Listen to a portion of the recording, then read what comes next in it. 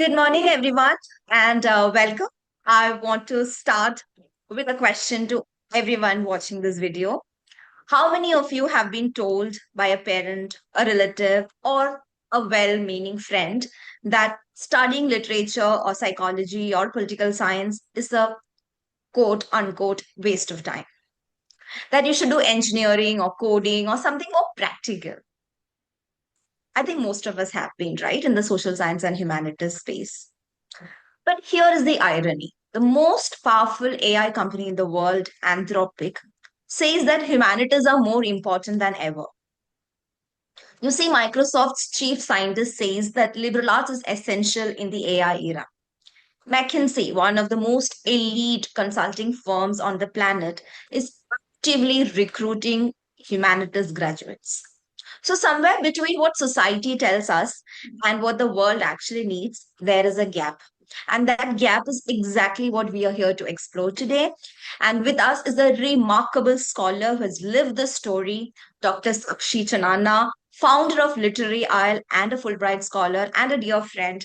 Welcome, Sakshi, to our wonderful webinar. Thank you. Thank you so much, Dr. Ashwani. It's a pleasure being here and also to be speaking on the topic that is so close to our hearts. So I'm really glad to be here. So, Sakshi, the most common thing that our students hear is that these humanities and liberal arts subjects have no scope. So, where does this myth actually come from? And what's the single most powerful thing that you would say to a student who walks in believing this fact that it has no scope? Right. Thank you for that question. So I think, honestly, this myth started way back in our living room, yours or mine, probably around the time when we were in 10th grade, and our relatives would come and ask, "Oh, what do you want to do with your life? Are you going to be a doctor or are you going to be an engineer?" So I think that is where it started, not in a library, not in academic circles, but in the living room. And if you go back to India and look at how it started in India in 90s, there was this huge uh, there was this huge liberalization thing going on, right? So liberalization happened, engineering boomed, people figured that oh, engineering is the way to get a green card. IT started booming. So at that time, for the parents of that generation, who had lived with so much of uncertainty, who had seen the horrors of partition, and the times were so uncertain, for them the best bet was to look at the careers that would be safe and legit, for their children. And at that time, engineering, medicine, these look like the safest bet to opt for. But we have to remember that we're not living in that time anymore. The economy that had created engineering or medical or just CA to be the safest bets, that economy in itself is not there anymore. We are living in a very fluid economy, in a very fluid world. So I think that is one thing that we need to remember.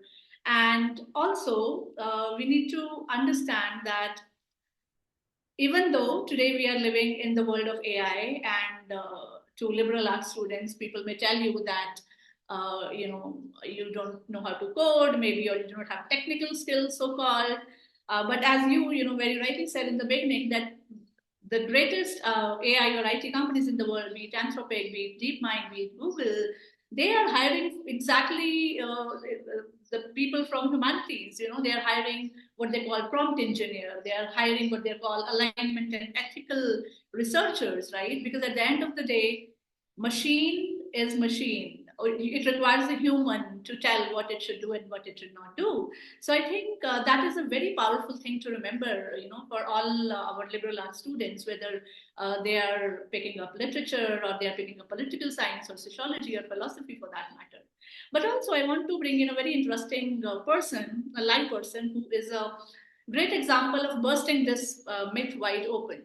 So if you look at our current external affairs minister, Dr. S. Jaishankar, everybody knows him on the global stage. He is PhD in international relations from JNU, and then he went to foreign services, right? And when this person speaks, the world goes silent. I clearly remember there was one time India was asked its position on Russia Ukraine conflict.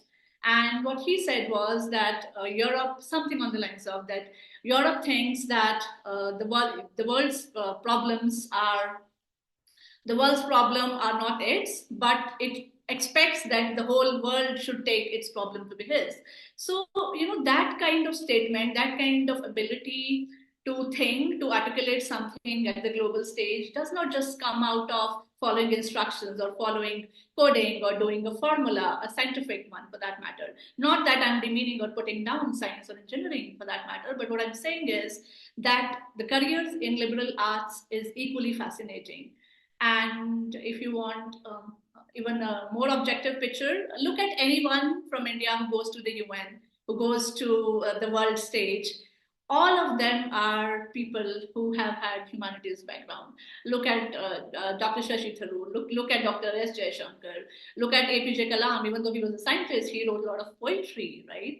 And so is it true for so many other areas, including business and consultancy, as you rightly said about McKinsey and Yeah, BCG. so I have something on the same lines that most of these students who come and join, the STEM space think that they, of course, believes and things, and of course it does, that it teaches them something concrete, like a formula, a coding language, a procedure. But what exactly does a degree in English literature or political science actually teach you? And Hmm. why do you think that these things actually matter when AI can already write the codes and do most of these data analysis? So what is it that we teach that probably AI won't be able to ever emulate? Right. So I think I want to start by saying that AI can teach, AI can write code for you. Even coders are going to be redundant, by the way, in very, very near future. AI can write code for you. AI can write a literature summary. AI can give you maybe a political analysis of a paper you have read. But what AI cannot do is to give you the nuance.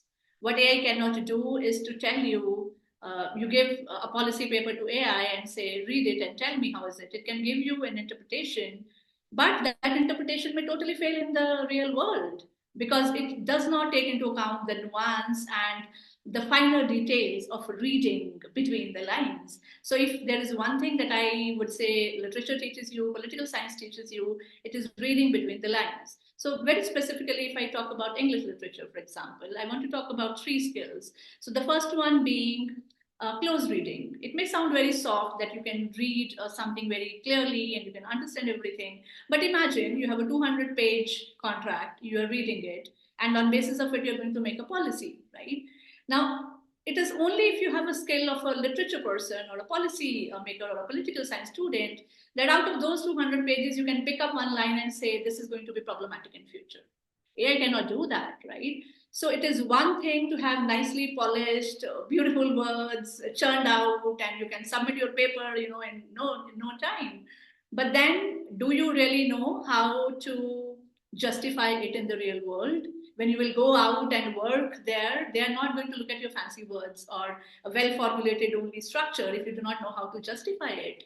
So, literature and political science give you that ability to critically think, to critically analyze, to critically question why I'm saying what I'm saying, whatever I'm envisaging after reading 200 pages, how strong it is or not in the times to come. So I think this ability to think, critically think, is one.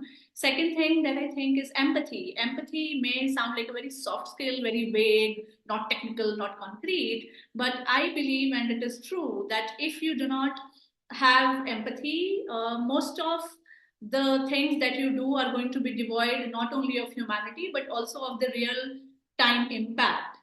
In fact, researchers have recently said that fiction readers, literature students, they have this critical ability to understand or read the room better. Now, imagine you're a diplomat, you're sitting in a room with 100 other foreign policy makers, but you don't know how to read the room. You have all the documents right? So I think the ability to read the room is so important, and that is one skill that no AI can teach you. So I think these would be two great things. So there are many more, but I think we'll limit Yeah, ourselves. yeah, but that actually sounds very interesting. And also to all my students who are here in the webinar active and those who are listening from the other side, that's something that's so foundational. So at IILM, we have something called foundational courses that every undergraduation student has to undertake. And critical thinking and creative writing is actually part of it. So truly encourage them to be thinking, and also probably, creatively trying to articulate their thoughts. So, and there's nobody else better to talk about it than you, who are like so popular in the writing space, and especially the creative writing space. So thank you, Sakshi. So I'm moving on to my next question, which is money and careers. So that's something that all the parents who walk in here, all the students, that's something that they really worry about. Hmm. So what kind of roles, industries are humanities graduates actually going into today? Though we discussed a bit of that already. And Right. what do you think that path looks like? Is it harder or is it different? Is it becoming better from when we were humanities students, let's say 20 years back to now? Do you think this is becoming, better for the new graduates or more difficult for them? Thank you. Thank you for that question. I agree. Just a degree does not pay your bills, so you have to see, where the money and your trajectory is going on. So I think that the only difference is that the careers in engineering or medicine or other allied areas are very direct. They're like a corridor. I do a degree, I go to hospital, I become a doctor. However, so think of it like a corridor, but think of humanities degree like a compass, which means there are so many possibilities for you to choose from. However, it is not signposted that way. It is not articulated or translated that way. So while a science graduate may have a direct path to go to the moment they finish the degree or a placement, the humanities students, first of all, I want to say, I will come to money part in a bit. I want to say that a humanities student must, at a very, very early stage, learn how to translate their skills into showcasing them. So, for example, if you have done a discussion, for example, a group discussion in entire semester, maybe create a portfolio out of it, right? Or if you're a literature student and you have written 10 blogs in the whole semester, maybe create a Substack out of it, right? So there are so many ways that you can go to. And again, because you're a humanities students, it is your power and your responsibility to be able to do that, because you have that kind of intelligence, you have been given that training of critical thinking and analyzing, that, oh, I can do this and I can do that. I will come to my personal example in the end. But to answer your question about money and career, UPSC is one constant place, humanities scholars have always gone to, specifically if I talk about India. So but I understand that there's a counter question, oh, it's so tough, not everybody gets into UPSC. Agreed and validated, but still, this is one of the biggest parts. But another thing that I want to bring to notice of all students or maybe parents who are listening is, if you look at India's content economy, OTT, digital gaming, or edtech platforms, according to the recent study, by 2030, it is expected to reach about 4 lakhs crore. And all these are the roles that are going to require humanities students. Not a scientist, not an engineer. They need storytellers, they need narrative designers, they need cultural researchers. And this is something that is also happening at a very, very global scale. So, which means your job or your career is not limited to India. Sitting. So, for example, right now I'm sitting in Nepal, but I can work anywhere, right? Like I can have clients from US, I can have clients from India. And why is that possible? Because I have gradually learned how to navigate this path, right? So that is another thing. And of course, you also have Niti Aayog or state commission policies, so many think tanks, right? So the possibilities are actually endless for you. All you need to know is, what is it that really makes me go, oh wow, I want to spend my life doing this. And the paths will really, really show up for you. So the career and the career trajectory for humanities may not look like a straight linear path. It is not. But and also the median salary for a humanities scholar may be little less in the beginning, but the research has also shown that within 10 years, they're not only at par, sometimes they are even above, that of a doctor or an engineer for that matter, because they are heading world positions and they are heading global positions. Oh, but that's so sweet, actually. And you're so right. Like, you're doing all these wonderful work. You're connected to a lot of people all around the globe. You're helping them write books.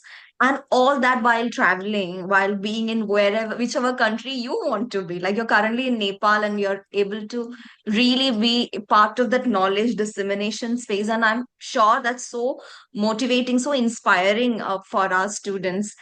So, Sakshi, my last question. Now, for a student who's sitting on the fence right now, let's say they're interested in these subjects, but let's be honest, they're afraid of what people will say. What's that one thing that you wish someone had told you earlier about choosing this path to humanities? What would you tell your younger self? And the reason I've added this question is because I remember when I had great marks for my 10th standard, I topped a lot of subjects. Everybody was worried, heartbroken when they got to know that I'm going to take humanities in my 11th and 12th.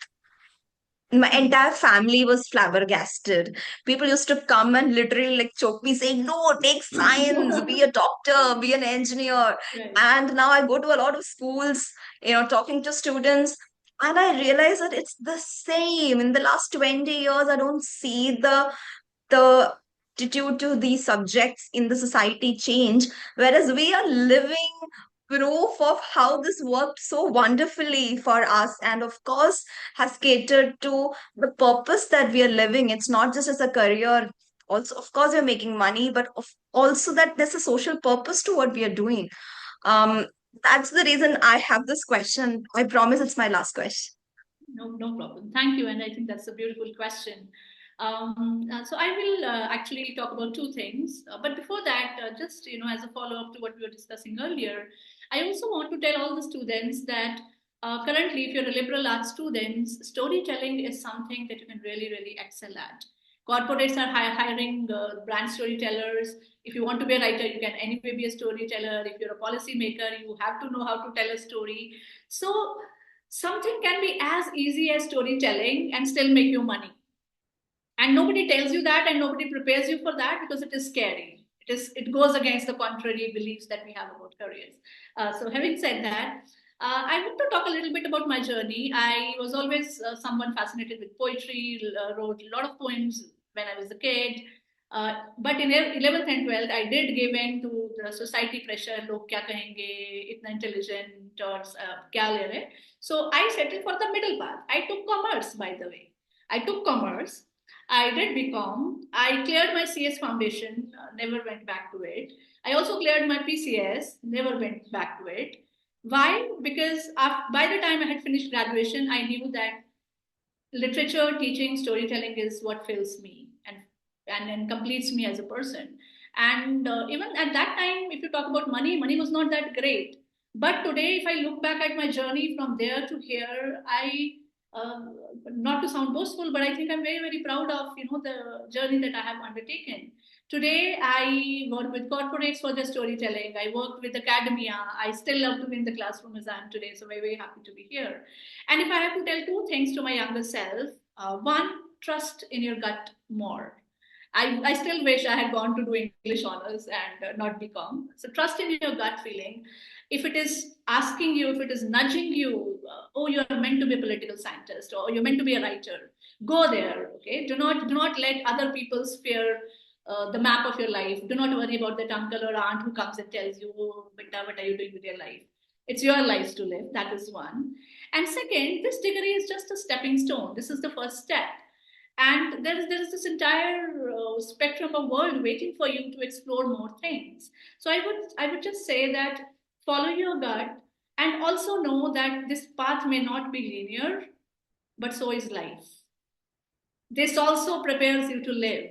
This also prepares you to live with uncertainty, live with things that are not very, very instructional. So I think that is what I would say, and I would also like to kind of close this by saying that if you are a humanities student, trust me, you are already way, way above than other people in terms of understanding the world, understanding people around you. And that already gives you an edge. It is not your weakness. The ability to know people, understand people is your strength. So please project it that way. Do not listen to other people's narratives. Yeah, that's our Thank you. value. That's so beautiful. And I'm sure it's very, very inspiring to my students here. So thank you, dear Sakshi. Thank you so much.